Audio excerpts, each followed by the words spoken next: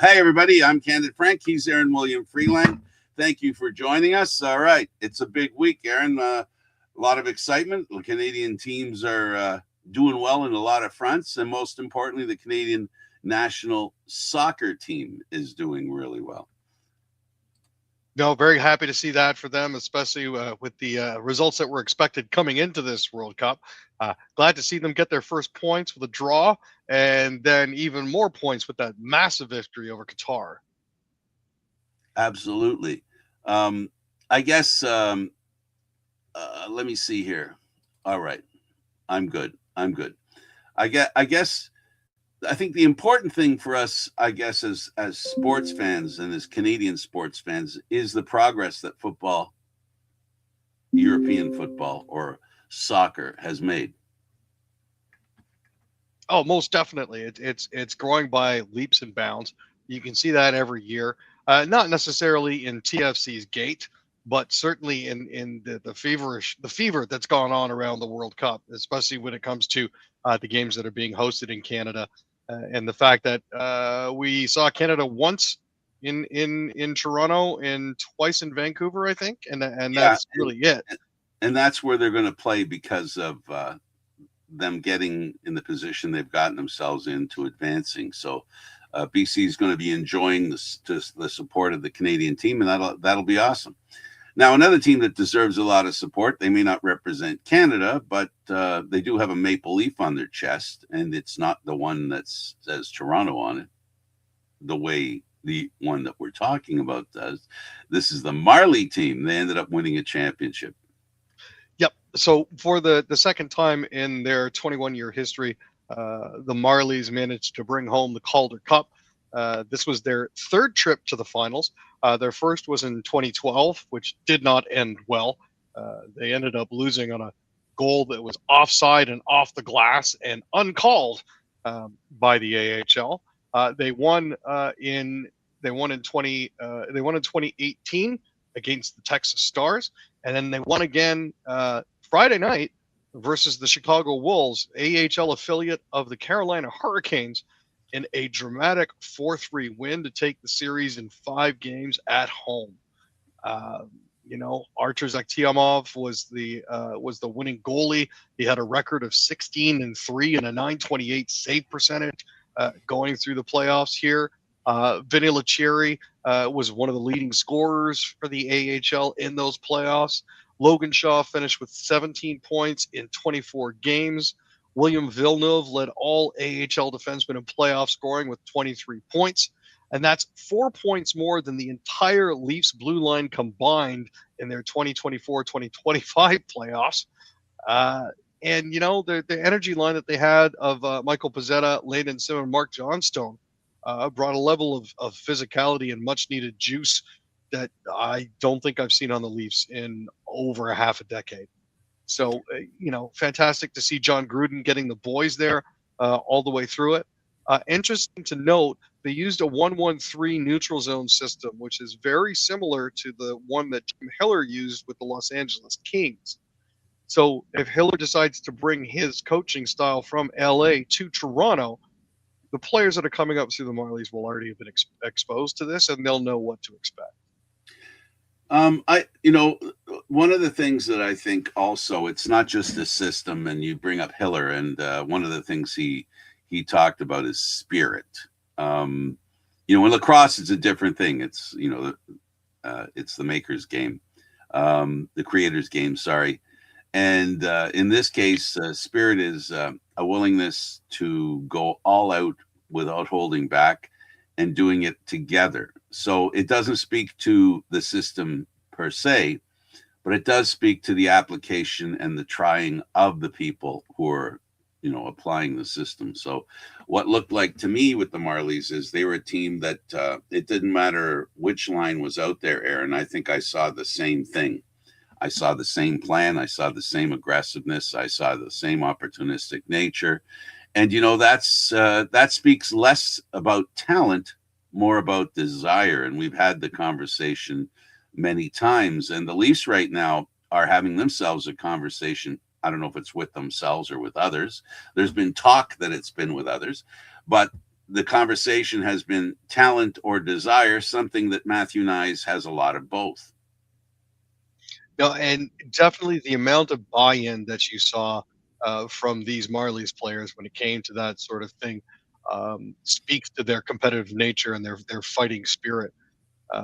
There was no point during these 5 games the Marlies looked in any way out of it, and the amount of uh, I guess not recklessness, but wherewithal with which they played was kind of inspiring. Nylander finished with 7 points, 6 of them being goals in this final season, this final series. They won because their stars delivered, their role players mattered, and their entire roster bought into something bigger than themselves. I was watching their presser today from Real Sports, and they kept coming back to the theme of everybody's a family here. Everybody works for each other. We support each other. We lift each other up. And certainly that was something that carried the team all the way through a bit of a rough preseason and through a bumpy start to the year, but certainly was something that they finished well on. So I was grateful to see that. And once you capture lightning in a bottle, you try to contain it and keep it running. And they did do that. They got on a roll and stayed on it. And it's not easy by any stretch, but sometimes finding the roll is the hardest thing to do. And that's why teams get eliminated in the first round. And the teams that figure out a way to win, even the close ones, which is what they did, in this playoff. Remember, they struggled to win the first 2 series. They weren't locks in winning the series. They did just enough to win the series, and that's how you win championships. You play well enough to win. Exactly. And I know you mentioned Nyes in your earlier comments here, and I think we're getting to a point just before a silly season where it's important that the Maple Leafs ask themselves a serious question about Matthew Nyes and his role with the Maple Leafs. Because as it currently stands, there's lots of trades that are being put together by analysts and talking heads. No one is doubting that Nyes could get traded this summer. The question that actually really needs to be asked is why? Like, why are the Maple Leafs considering trading Nyes away? It's a much harder question to answer, and one that doesn't seem totally clear in digging through all the information that's out there. I mean, obviously, Toronto wants to upgrade its defensive group, but they just figured out a sign and trade for Darren Radish. That's probably the biggest swing they'll take in that direction. Now, the Leafs fans are going to need to wait and see what comes of a potential Morgan Rielly trade. If Rielly was traded for a forward, could Nyes then be traded for a defenseman? I mean, that would certainly balance things out, but it's not necessarily a given, right? I mean, you get rid of Nyes, and you get rid of a major dog in your lineup. You get rid of a guy that's willing to go into the corners, get his nose dirty, take a glove in the face in front. It doesn't make a whole lot of sense to realistically to trade him at this point. I know one of your favorite topics recently has been to trade Matthews, and I certainly agree in that regard. It makes more sense because you can clear up even more cap space. Right now the Leafs are sitting with $18.5 million in cap space. They're pretty well situated, but being able to give themselves $31 million worth of cap space would be even better. I have a simple reason why Nyes is, his status with the Leafs is questionable and trading him is an option. And talked about, it's because it is an option. It's something that isn't an option for everybody else on the team. How many players of his quality that rise to his quality have no trade or no movement in their contracts? That's a very rare thing. I think if you're the general manager of the Leafs, you're saying to yourself, actually, this goes through both, right? Because this isn't something that started with the previous general manager and ended with this one. It's continued. It's been a constant drumbeat. But I think it has more or less the logic is he can be traded, so let's talk about it. He's a good distraction from everything else so that the conversations about everything else doesn't happen.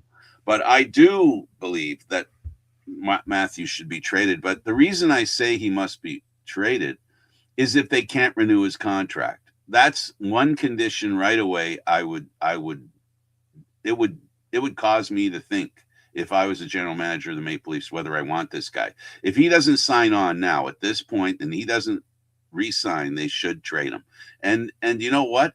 It's just because they have to have learned a lesson from Marner. It's not something that now they can claim ignorance. You can't hang on to the guy and then lose him for nothing and not look stupid. It doesn't matter whether it happened in a previous general manager's control or this one. It's the same problem, and the organization needs to have people and players on their team that are demanding to remain, not because they say so, but they perform actions that speak to that. And we all know that now the Leafs have more pressure on them because Tkachuk of Ottawa is now Tkachuk of 2 in Florida. So for me, Aaron, that's the only reason why I say trade Matthews, because he's too key a piece, too big an asset to be going down to the end of a contract at his age. Yep. That's true. And with 2 years left on his contract, it's better to try to lock him in now after they've done everything they can to walk him to free agency, Right. Well, this is something they have to do, and the lesson is out there. Multiple players, Marner's not the only one, have left their teams. We don't speak about the player in Edmonton that I think was the best player on the Canes and played all the key moments and scored some key goals that led to a Stanley Cup for them. So, we're getting to the basketball mentality, the NBA mentality, not basketball. The NBA mentality where players are determining where they should go and in essence, pick who wins the championship by virtue of where they go because they have the freedom to do so. So there's crazy stuff going on right now, that's for sure. And you know what? I can appreciate the fact that players want to play where they want to play. And I'm more than happy to see teams do that. The one thing I'm grateful about is the fact that there's a salary cap so that you don't get super teams. And you'd be definitely in that situation, and smaller markets would definitely suffer if players were just allowed to determine where they would go willy-nilly. So can't disagree with you. So the Leafs make a big move. We just finished talking about players wanting to go somewhere. And we'll start with the last comment that I would have made to this. I'll start with it. And that is Radish, after getting signed and traded to Toronto, posts on, I think it was it Twitter or X? And I think it was X. I think he showed a picture of McDavid and said, "When are you coming?" Yeah, I remember seeing that. And again, certainly it's one of those things that sort of reconfirms Toronto's spot where aging NHL players go to finish out their careers. We've gotten a lot of players over the years that are on the downside of their careers, and I'm not saying that's necessarily a bad thing, but it doesn't always help. No, and this, I like the trade, and honestly, the reason I like the trade is that you've got a defenseman, right-hand shooting, that can really shoot the puck. And I don't think the last time they had somebody that could shoot the puck like Radish does was McCabe.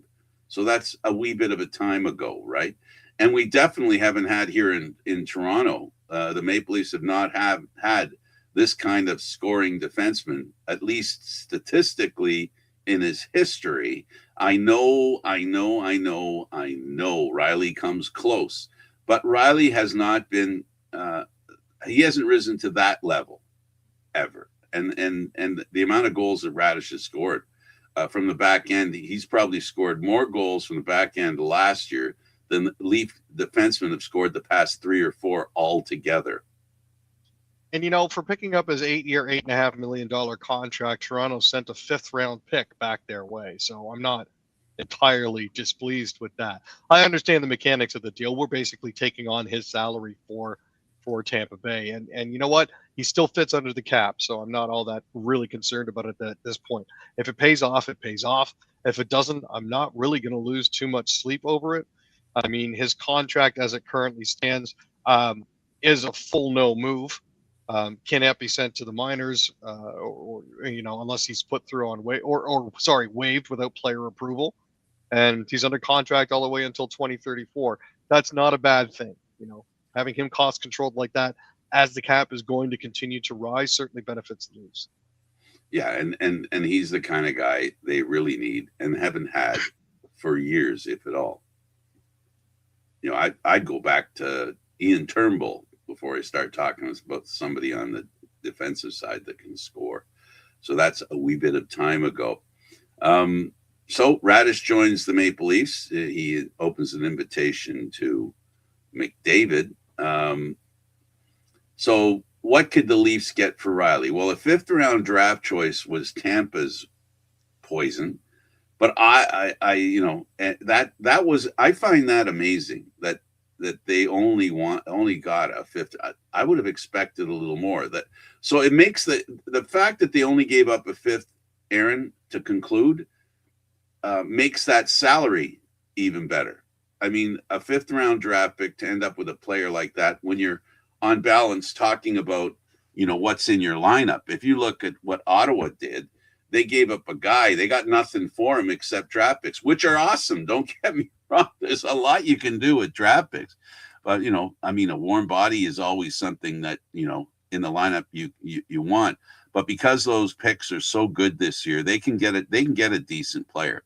I wonder if the Leafs would be interested in taking a few of those first rounders off their head. I don't know. You never know. And I mean, realistically speaking, they went from having just $4.6 million worth of cap space to 13.1. So that's a bonus for them in that regard as well. Absolutely. And, he's had trouble being healthy. His style of play doesn't only hurt others, it hurts himself as well. That's another thing to remember with, players that are very physical. There's you pay is sometimes almost as much as you charge, if you will.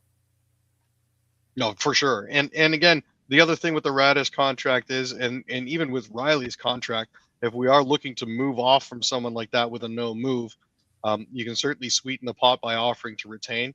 And with the Leafs now having $18.795 million in cap space, that certainly gives them a few more options as well. Yeah, but I would go with if they would take his contract, and give him a flyer of a player who may or may not be a really good player, maybe a young defenseman, I'd go with that. They don't need to get. I don't. In this case, honestly, Aaron, if our feeling, and I'm saying our feeling, I shouldn't do that. I'll say in my feeling, the value of Riley has dropped since he signed this contract. And for a player whose value has dropped to the point his has, the fact that they're willing to take his salary on is a gift in itself. And that's something that if the Leafs can jettison this contract and him and maybe end up with a young player, I don't know how well they'll do. But I got to tell you, it'll be interesting because one thing this Chayka regime here that they're performing, there's some interesting moves they're making, and the cost of them isn't as high as I would think. Now, is this just he's got a good start, and we'll see how far he goes before he finishes? But I'm very interested to see what he can get for Riley, and more interested if Austin Matthews doesn't want to sign or decides he wants to wait, then the Leafs, I'd love to see what they could get for him. Because what Brady Tkachuk ended up getting, the Ottawa Senators, I would hope and think the Leafs could match that. But I don't know. Teams have 2 first-round picks in the draft this year. Well, and technically now Ottawa has 3 first-round picks. Yeah. Because they picked 9th, 25th, and 32nd overall. So that's not bad for them. Their next pick after that is, for this trade at least, is going to be a first round in 2029 and a second round in 2030. I don't know how deep those drafts are going to be, but I know this is a boon for them this year because they're going to be able to get players that will be ready for the NHL very shortly. And they've got a boatload of decent young players. Oh yeah, I mean, Ottawa's, like I keep saying, Ottawa's was a very exciting team to watch. Absolutely, and you know what? As much as you didn't like the idea that Tkachuk left, at least they got a real good. They got a good, real good exchange. They did much better than Calgary did with Matthew Tkachuk. No, they definitely did, and they're currently sitting on 9 picks in this year's draft. Wow! So they're not hurting by any means. The bonus on top of all of this is that Ottawa is now looking at a $25.2 million cap space. They're excuse me. They're currently $2 million over the salary floor and $25 million underneath the salary cap. So they're well situated now to make some very significant steps forward if they want to. Absolutely. All right, let's move on to the PWHL and let's talk about the Scepters and the Victoire. So there have been some signings. The Scepters managed to sign Jamie Lee Rattray, taking her away from the Boston Fleet. She's joining the Scepters after spending 3 seasons there, producing 12 points in 30 games last season. She's returning to the Toronto area after playing 5 seasons in the CWHL with the Brampton and Markham Thunder. The Montreal Victoire also signed forward Jesse Eldridge to a 2-year deal. Eldridge is from Barrie. He's tied for 5th all-time in goals and 7th all-time in points across 84 PWHL games with Boston, Seattle, and New York. Not to be outdone, the Victoire also re-signed Quebec-born forwards Jade Downey-Landry and Alexandra Labelle. Downey-Landry is returning on a 2-year deal, while Labelle is signed through next season. And the Ottawa Charge have signed Derek Grieg to a 2-year contract. Grieg won the Walter Cup with Montreal last year, and her brother plays for the Ottawa Senators. That's Ridley Grieg. Now, not to be outdone, excuse me, PWHL Hamilton also signed Peyton Hemp to a 1-year contract, so they're slowly fleshing out their roster. Absolutely. Hamilton also did some signing. Yeah, on top of that signing that we just mentioned, Peyton Hemp, they also signed the day before Alexa Vasco and Kayla Vespa to 2-year contracts for the 27-28 season. These were the first 2 signings for Hamilton as part of the league's open signing period that started on Friday and allows all 12 teams to continue building their rosters in advance of the 26-27 campaign. Vasco played the last 2 seasons in Ottawa, and Vespa has played all 3 of her PWHL seasons with the New York Sirens. Absolutely. Let's talk about the NSL. We normally don't talk about that league. That soccer league is one more Canadian-centric. It is the Canadian League. Yeah, and it's the women's league, and it's the Ottawa Rapid played to a 1-1 draw versus AFC Toronto, and Montreal tied Calgary 1-1. Delaney Bay Pridham scored in the 3rd minute as the Ottawa Rapid extended their unbeaten streak to 3 games with a 1-1 draw against AFC in Toronto on Sunday. Lauren Rowe evened the score in the 7th minute for Toronto. It was the first draw of the season for the league-leading Rapid, who are 5-2-1.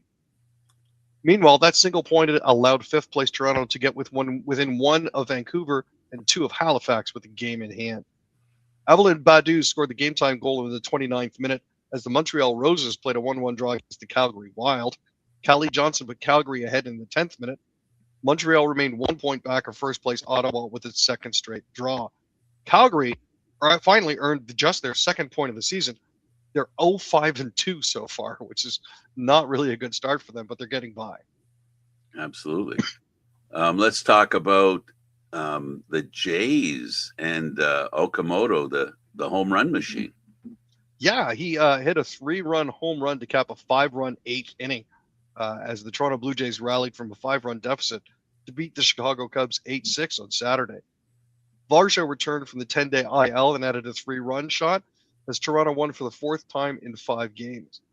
Matt Shaw and Pete Crow Armstrong homered for the Cubs, who basically wasted a 5-0 lead in the late innings and missed a chance to win their 3rd in a row. But, as it is, the next 3-game series concluded yesterday with Dylan Cease facing Shota Imanaga. Excellent. The Jays are doing well, and they also traded for an infielder. I guess they're going to use him as a backup infielder.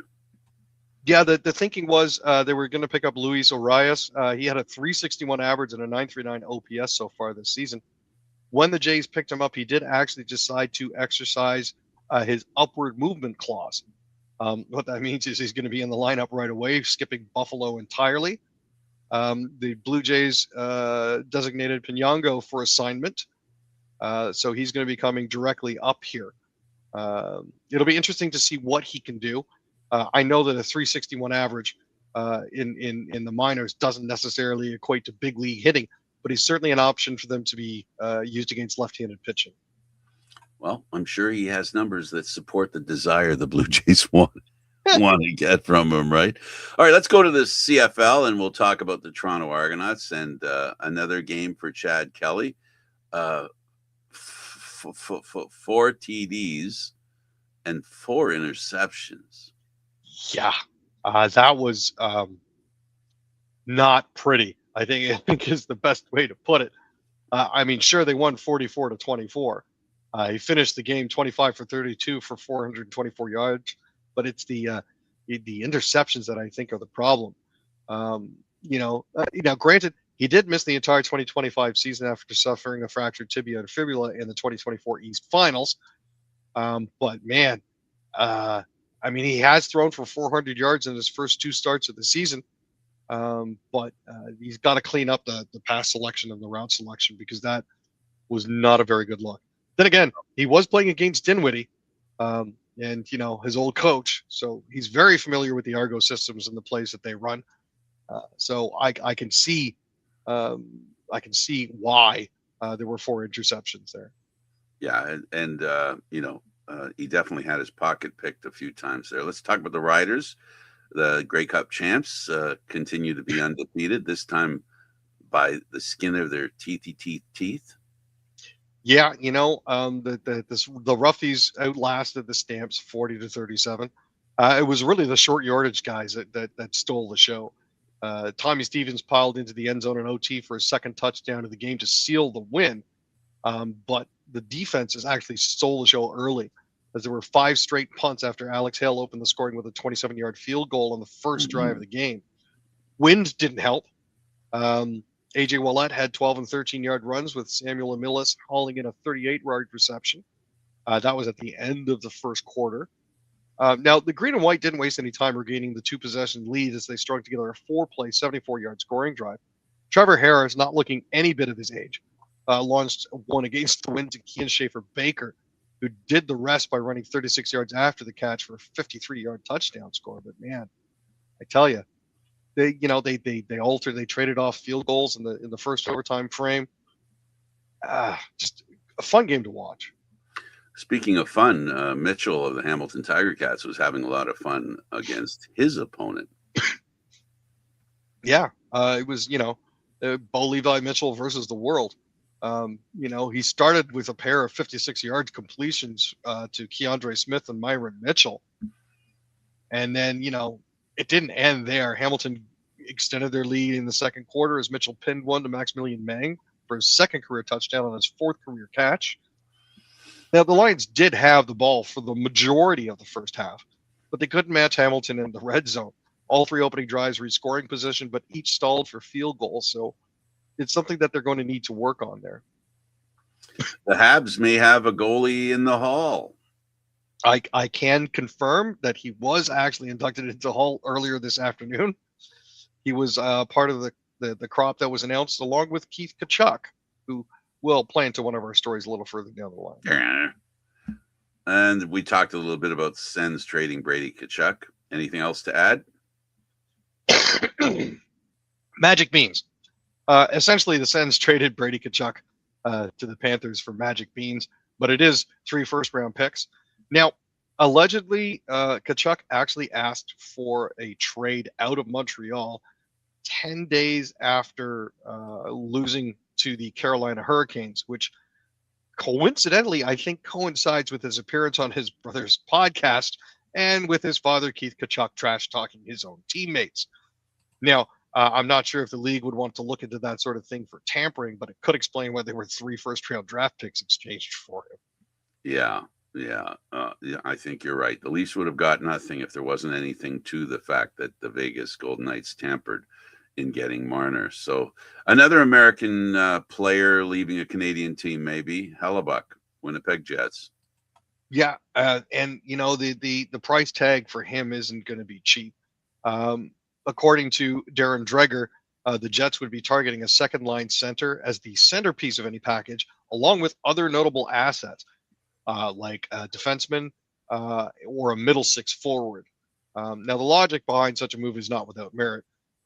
That could allow the Jets to deepen their roster in areas that have at times been a little bit thin, adding impactful pieces up front while finding a goaltending solution elsewhere at a fraction of Hellebuck's cap hit.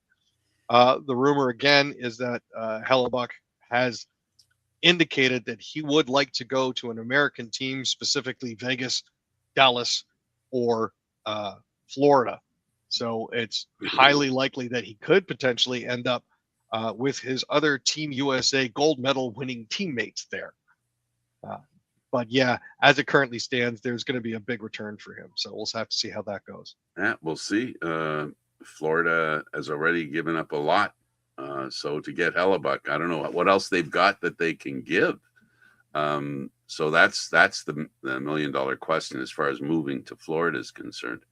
Well, those are great choices for them as far as making a trade with a limited group of teams that are competing for it doesn't help. And doing it the way they did with Tkachuk, where there was no talk, it was quiet, and then it just happened.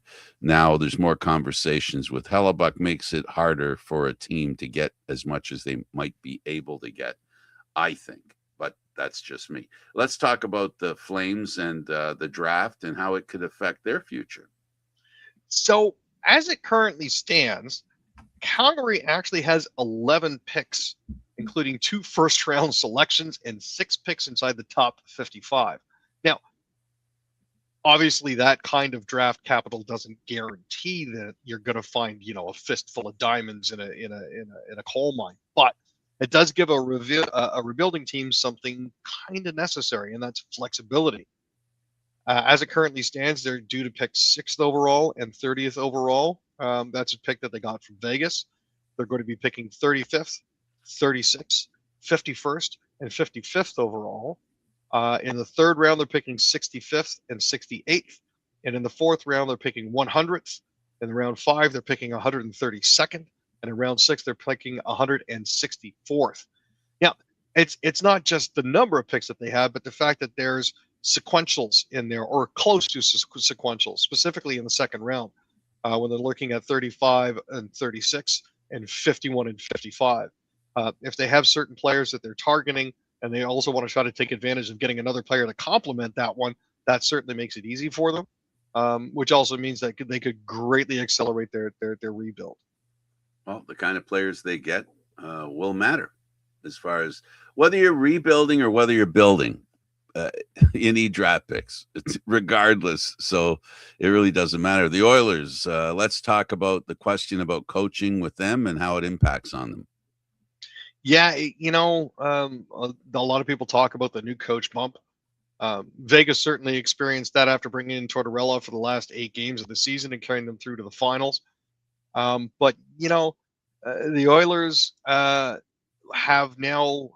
will now have 21 coaching changes. Due to Glenn Sather's 3 separate stints behind the bench. Of those 21 coaching tenures, 10 lasted 1 year or less. Kevin Lowe lasted a year. Craig McTavish lasted 9. Pat Quinn and Tom Rennie lasted 3 years. Todd McClellan lasted 3. Ken Hitchcock and Dave Tippett were in between 2018 and 2022. Jay Woodcroft lasted 1 year, 2022 to 2023. Chris Knobloch lasted 3 years, 2023 to 2026. And now, bringing in Babcock as they're rumored to be, you can't help but wonder, even despite all of their success in the playoffs, if it's adversely affecting the players and their ability to get further. I mean, it certainly didn't help this year. Absolutely. And let's talk about the draft when it comes to the Canucks. We're talking very loudly, it seems, without hesitation, about picking the player whose father is the new coach. Yeah, I mean, it would be a father-son connection. It's not like it hasn't happened before. We've seen that in Winnipeg with Lowry and Lowry. But David Pagnotta of the 4th period said, I'm not expecting the Canucks to select Caleb Malhotra. It's not just it wouldn't be a case of nepotism because Caleb can actually play. He basically morphed into a top offensive product for Brantford down the stretch and into the OHL's playoffs. He's 6'2". He can skate. He's a conscientious, physically assertive two-way center, and his production down the stretch has been drawing comparisons to Jonathan Toews. which is interesting. But he'll be chosen early. He'll have a choice to make after that, though, because he's committed to play college at Boston University. So, you may not have access to him for the first year or so because he may be finishing out his college career. And that certainly puts the Canucks in an interesting position because based on the trades that they've been doing, they need players now more than anything else. If you're picking in front of Vancouver and they want this kid, you might be able to get something and more than you'd expect, because if you're not interested in him and you were going to pick somebody else and you give them that pick, they're going to pick him and you're going to still get to pick your guy and get whatever it is you can get to have Vancouver take your draft position. So it'll be interesting. It'll be a very interesting situation for Vancouver, and the draft itself is going to be interesting. I'm still not sold for sure who the Leafs will pick, but again, is it another core 4 guy or do you want a Barkov guy? That's what it comes down to for me. No, 100%. I can see exactly where you're coming from on that, and based on the success that Toronto's had in the past with core groups, I'm not sure if they necessarily want to go down that road again. I'm just putting it out there. I would, again, I'm going to keep saying this until it happens or doesn't happen. If the Leafs could work out a trade for Matthews with San Jose or another team that might want him and be able to exchange draft picks and maybe get a few more, get a little bit of a laundry basket full of, players for him, and then get Stenberg and McKenna. That would be a great way to go for the Leafs. Yes, and Leaf fans, it's true. The team would not be as good. Maybe. We don't know, what McKenna and if Stenberg joins, what they could mean to this team. I really think I'd like to find out. This team needs a fresh start, but they definitely need a commitment from Matthews, sign or be traded, make the decision. They've got to show some chutzpah. They got to show some cojones, as they say in Mexico. It wouldn't be out of place. I would love to see Chaika make a move like that. I think it would definitely shake things up here and perhaps even give the fans a little more hope. And if and when they make the playoffs, the old failures don't rear their ugly head. Only as much as Nylander would raise. Only as much as he would raise. Aaron, thanks for doing this, buddy. We'll see you again. Thanks, Frank. All right, he's Aaron William Freeland. I'm Candid Frank Snishi. Thanks for watching. We'll see you again next time.